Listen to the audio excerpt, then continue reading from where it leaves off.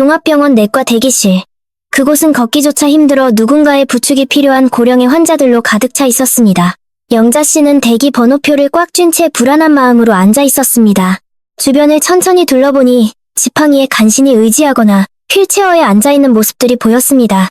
영자 씨는 가슴이 철렁 내려앉으며 자신도 모르게 시선을 피하고 말았습니다. 절대 저렇게 무기력하게 늙고 싶지는 않아. 그렇게 생각하며 손에 든 건강검진 결과 봉투를 내려다보았습니다. 정밀검사 요망이라는 붉은 도장이 오늘따라 유난히 무겁게 느껴졌습니다. 마침내 영자 씨의 차례를 알리는 안내 알림이 울렸습니다. 깊게 숨을 들이마시고 무거운 발걸음을 옮겨 3번 진료실 문을 조심스럽게 열었습니다. 진료실 문을 열자 김 원장님이 모니터에서 눈을 떼며 차분하고 진지한 목소리로 말했습니다. 건강검진 결과 꼼꼼히 확인했습니다. 오늘 솔직하게 다 말씀드리겠습니다. 영자님, 지금의 생활습관과 식습관을 아무런 변화 없이 그대로 유지하신다면 5년 후의 건강이 매우 걱정됩니다. 그 말을 듣는 순간 심장이 덜컥 내려앉는 듯 했습니다. 간 기능 수치, 혈압, 콜레스테롤 모두 정상치를 훌쩍 넘었습니다. 교통신호로 치면 위험을 알리는 노란불입니다. 이대로 계속 질주하면 곧 치명적인 빨간불이 켜질 상태입니다. 영자 씨는 충격에 빠져 아무런 대답도 할 수 없었습니다. 머릿속에는 아까 대기실에서 보았던 휠체어의 잔상이 계속해서 어지럽게 맴돌았습니다. 하지만 노란불일 때는 브레이크를 밟고 멈출 수 있습니다. 빨간불이 되기 전에 발견한 것은 정말 큰 행운입니다. 70대에서 80대 사이는 노화가 가장 급격히 진행되는 시기입니다. 똑같은 80대라도 활기차게 산책을 즐기며 사는 사람이 있는 반면 침대에 누워 천장만 바라보는 사람도 있습니다. 도대체 무엇이 이런 엄청난 차이를 만들고 있다고 생각하십니까? 비싼 영양제나 특별한 치료법이 필요한 것이 절대 아닙니다. 돈도 거의 들지 않는 아주 사소한 습관들입니다. 이 5가지를 실천하느냐에 따라 5년 후 당신의 운명이 완전히 결정됩니다. 첫 번째 비결은 하루 5,000보 이상 걷는 것입니다. 우리 몸을 펌프가 달린 거대한 수도관 시스템이라고 상상해보세요. 심장이 바로 펌프, 혈관이 수도관, 혈액이 생명의 물입니다.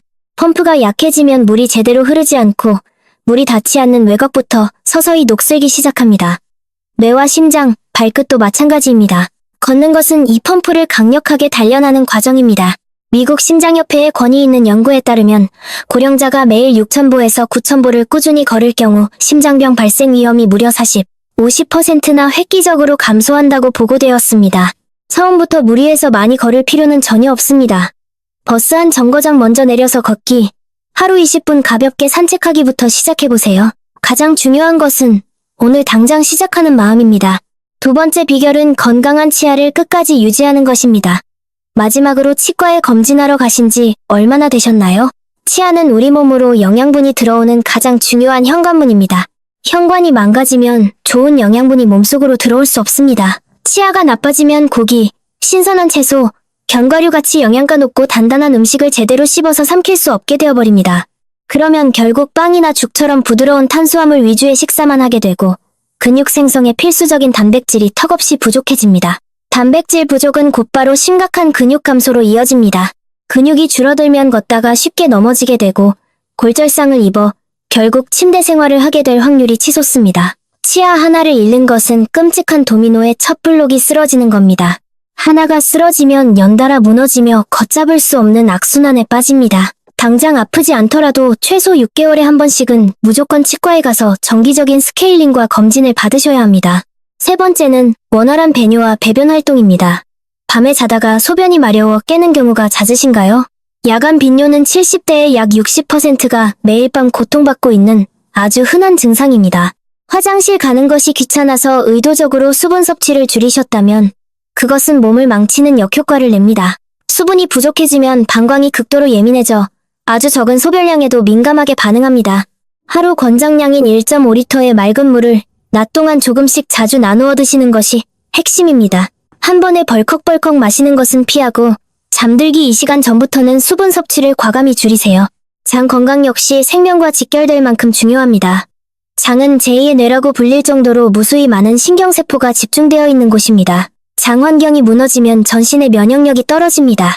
반대로 장이 건강해지면 독소가 배출되어 몸 전체가 깃털처럼 가벼워집니다.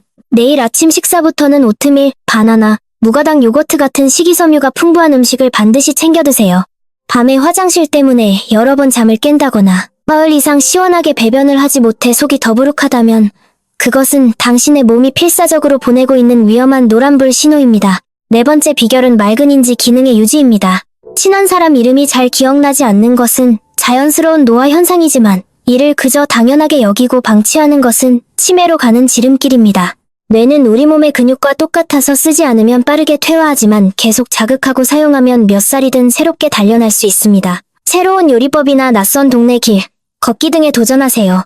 노년기에 할 수 있는 가장 훌륭한 뇌 훈련은 사람들과 만나 웃으며 대화하는 것입니다. 집에만 홀로 틀어박혀 있으면 뇌는 급격히 녹슬어갑니다. 타인과 소통하는 순간 뇌는 깨어납니다. 마지막 5번째는 튼튼한 심폐기능입니다. 지금 저를 따라 숨을 아주 깊게 들이마시며 배를 크게 부풀렸다가 입으로 천천히 길게 내쉬어보세요. 이것이 생명을 연장하는 복식호흡입니다. 하루에 딱 5분만 투자해서 이 복식호흡을 꾸준히 해도 심장과 폐의 기능이 눈에 띄게 튼튼해집니다. 심폐기능이 좋아지면 계단을 오를 때 숨이 차지 않아 외출하는 것이 즐거워집니다. 기분 좋게 외출을 하면 자연스레 사람들을 만나게 되고 즐겁게 대화를 나누면 뇌가 강력하게 활성화됩니다. 결국 이 5가지 건강 습관은 모두 때려야 뗄 수 없는 하나의 끈으로 연결된 겁니다. 어느 하나라도 먼저 시작하면 다른 것들도 도미노처럼 함께 좋아지지만 하나가 무너지면 연쇄적으로 무너집니다. 이 5가지 중 딱 하나만이라도 오늘 당장 결심하고 실천해보시길 바랍니다. 진료를 마치고 무거운 발걸음으로 나온 영자 씨는 복도를 걸으며 깊은 생각에 잠겼습니다. 그때 병원에서 20년째 근무 중인 베테랑 이 간호사님이 조용히 다가왔습니다. 영자님, 이 병원에는 결국 건강을 되찾고 변할 수 있는 환자와 끝내 그렇지 못한 환자가 있습니다. 기적처럼 변하는 사람들의 유일한 공통점은 미루지 않고 바로 오늘부터 시작한다는 것입니다. 다음 주부터, 다음 달부터라고 습관적으로 미루는 분들은 대개 영원히 변하지 못합니다. 아까 대기실에서 보셨던 휠체어에 앉아 계시던 그 환자분, 사실 놀랍게도 영자님과 동갑이십니다. 불과 5년 전, 그분도 영자님과 완벽히 똑같은 건강 상태였습니다. 하지만 생활 습관을 바꾸지 않았고 3년 전 갑작스러운 뇌경색으로 쓰러져 누군가의 도움 없이는 단 하루도 살 수 없게 되셨죠. 건강한 노후와 병상에 누워 지내는 운명의 갈림길은 언제나 오늘이라는 평범한 하루에 달려 있습니다. 내일 해야지 미루다가 결국 빨간불이 켜져버리면 그때는 후회해도 멈출 수 없습니다. 하지만 영자님에게는 아직 기회가 있고 오늘부터 당장 시작할 수 있습니다. 그것만으로도 완전히 다른 길을 걸어갈 수 있습니다. 집으로 돌아가는 길, 영자 씨는 버스 한 정거장 앞에서 내렸습니다. 이 작고 위대한 첫걸음이 그녀의 건강을 향한 긍정적인 도미노의 첫 번째 블록이 되었습니다. 오늘 영상이 여러분의 마음에 작은 울림을 주었다면 구독과 좋아요 부탁드립니다. 다음 영상에서 뵙겠습니다.